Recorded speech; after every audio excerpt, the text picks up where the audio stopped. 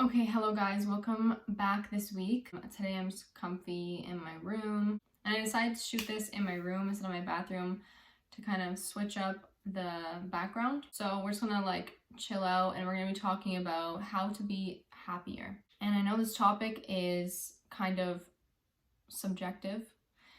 It's definitely hard to just kind of say here's how to be happy, like, because you choose happiness. Happiness doesn't just come to you. So that's where I feel like this topic is a little bit all over the place, but I do have a set of tips that I can bring you guys, just kind of put in place like a routine to kind of bring more happiness into your day or make you more happy and make it easier for you to be happy and choose happiness. So welcome. And before we get started, like this video and subscribe to my channel if you like videos on health, lifestyle, and nutrition. Yeah.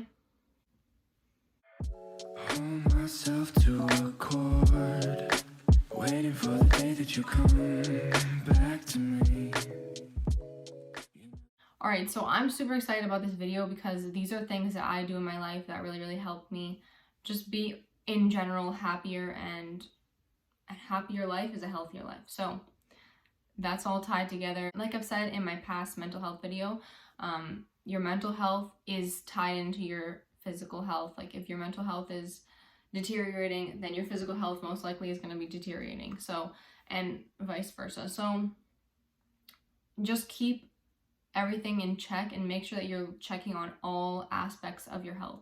Okay, so my first tip, I have basically a quick roundup of like 3 main tips that I want to talk about. And of course there's tons more, but like I'm just going to touch on 3 main topics or tips or like subjects that I think you should always incorporate, which number 1 is to write down a list of like things that make you happy or things that you've done in the past that have made your mood better or have helped you through a bad time and whatever. Like a list of things that you are just really happy that you did. I mean, not happy that you did, but more like you did them and then it made you happy, or like you felt better after you did these things. Okay, so I'm going to show you guys a little bit of mine.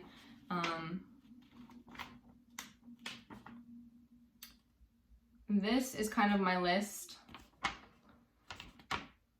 It's super messy and I wrote this like a long time ago, but it's still the exact same stuff that's on it. Like I still feel the same way when I look at it. I'm like, oh yeah, this is like literally exactly the same stuff.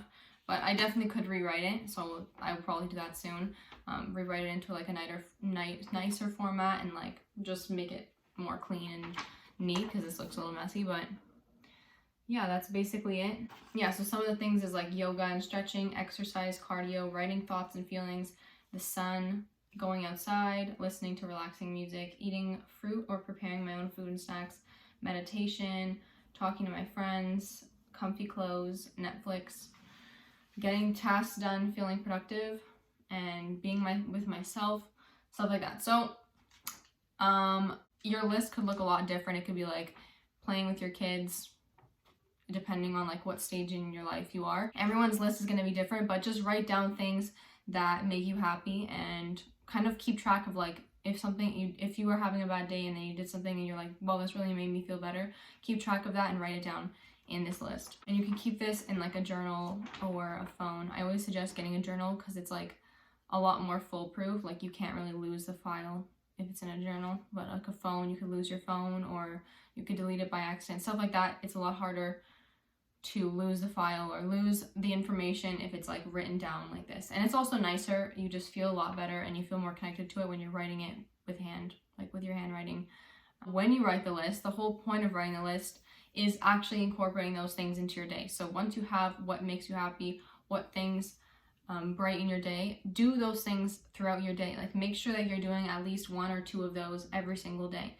So this may seem like, oh, I don't really have the time for this, but this is you making time for your mental health. And they don't always have to be like going on a trip. Like it could be simple everyday things that just make you feel better, and you should be doing them often. If you do at least 1 of those a day and you notice that things are not working out for you, you're still it's still hard for you to kind of find happiness, do more of those a day. Fill your day with things that make you happy so that the outcome can't be bad if you're doing everything in your day that makes you happy. And you can also make a list for all the bad things that you want to kind of decrease or not focus on and like stop doing in your day. Like say if walking to school with one of your friends is just making your day worse and you just hate it, like, or you just hate going to this after school club, just cut it out. Like it depends whatever it is and what stage of your life you're in and how easy these things are to cut out, but make sure that you're trying to cut out as much of the bad in your life and then incorporating more of the good, because like you don't really have the time to be focusing on this bad and just like ruining your energy every single day. So cut out those types of things. This also means like unfollowing people that are toxic on social media, not with people that you just don't feel good when you look at them, or that you maybe just, I don't know, something about them, like anything that's kind of just like not giving you the best feelings inside.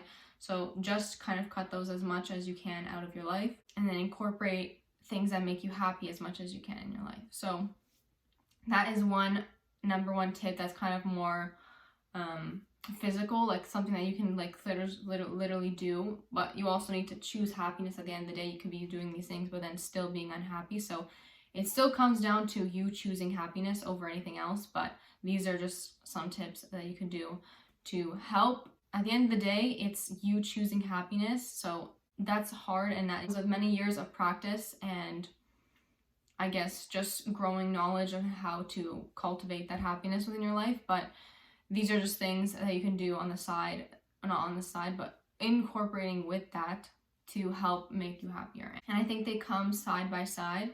So that is what I suggest. And then we have mood trackers. So I started to see these mood trackers on Instagram, and like they're really pretty, and like you're coloring each day what mood you are and stuff like that. And there's like a little legend, and like you draw a huge, nice, pretty picture. And although they look like, oh, this is just like a coloring whatever, like it just seems like really odd, like what is this gonna do for you? But I tried it, and I did it for the month of July, and now I'm doing it for the month of August, and I literally feel like I'm so much more aware and conscious of my mood. I'll even color them in the morning. Like usually you would, at the end of the day, you would color like what your mood was, but sometimes when you do it in the morning, you're like setting an intention for the day. Like if you're coloring it as the happiest mood, then you're kind of setting an intention for the day to be the happiest that you can be. So like you're kind of just like, oh, I already colored it happy, so I have to be happy today. And then it kind of just like prompts you and forces you in a way to just be happy and just enjoy the day and show gratitude and stuff like that. So that is something that I've actually noticed that has really helped me, and I've never done this before. I've actually just started in July. There's like so many ideas out there of like different types of mood trackers, and I'll try to like post some pictures up on the side here of like mood trackers that I've seen on Instagram, and just like ideas that I think are so cool, and like I want to show you guys what I've done with mine, and I'll put the picture of mine here as well. So with mine for August, you see that like it's like a color, it looked not like a color wheel, but I just made it into a wheel because I just like, it was kind of like a fast decision. I was like, okay, like, you know, let's just make it like a cute little circle and like split it, but it didn't come out as neat as I wanted it to. So I don't know, I will do better for the next months. But then for September, not for September, but then for August, I made like a really, really cool design with like leaves, like draping in from the side of the page, and I think it just looks really, really cool, and it makes you want to keep doing this. It makes you want to be happier because you're putting in this effort to feel better, so you're just like, why not? And also, if you really want to go into detail with these days, you could like write out, like if you have another page alongside this, you can write out like the days that you had a really bad day. You can write down like what happened and how next time if these things happen, like how you can prevent them from ruining your mood, or how you can I guess either prevent them from even coming up, because a lot of these things, it's not really about what is happening, but it's how you react to these things. So it's kind of like about how you can change your reaction to those. So yeah, it just kind of helps you reflect on your day. And also another thing too, once I finished July, it really helped me just look at like, oh, how was my overall month? Like how was my mood throughout the month? Like it makes you think that like, yeah, majority of the time, like I was really happy this month. So like, it just makes you feel a lot better knowing that like, you didn't just waste your whole entire month being like pissed. It just makes you feel a lot better when you look at your month and you're just like, wow, like there was good days. Like I had a lot of good days. And I don't like to ever label something as a bad day, because you can always learn from a bad day, or you can always grow from a bad day. You always like release emotions on a bad day. So bad days are good days at the same time. They always help you in the end. So never look at a bad day as just solely a bad day. But yeah, that's a lesson I like to pass on to people. And yeah. And the last one kind of ties into the first one of just like doing things that make you happy, to take care of yourself. So every single aspect of your health to take care of. So making sure you're sleeping at night, making sure you're working out, making sure that you're eating well, making sure that you're doing a mood tracker, like writing these things down, writing the happy list, because these things show yourself that you care about yourself. So it's like, oh, I care about you. And it's like, oh, I see that. Like, I like that. Like, and that is like so beneficial, because when your body feels cared for, it's in more harmony than it would if it believed that you didn't care for it. So these were my quick tips on how to be happier. And I know the title of this video is kind of, I guess, contradicting, because it's like for some people it's very difficult, but these are things to kind of be happier, not to achieve full happiness. I know this is a very subjective topic. It's not just choose happiness and easy life for some people. So it's definitely hard, and take this with a grain of salt. It will not solve all your issues in the world, but it may help you, and it's worth a try to just try it out. So yeah, thank you guys for watching, and I will see you guys next week. Depending on when I upload this, I will be uploading a Q&A in the future. So if you guys can comment some questions down below that you want me to answer for a future Q&A. That's about it, guys. So like and subscribe to my channel, and thank you guys so much for watching.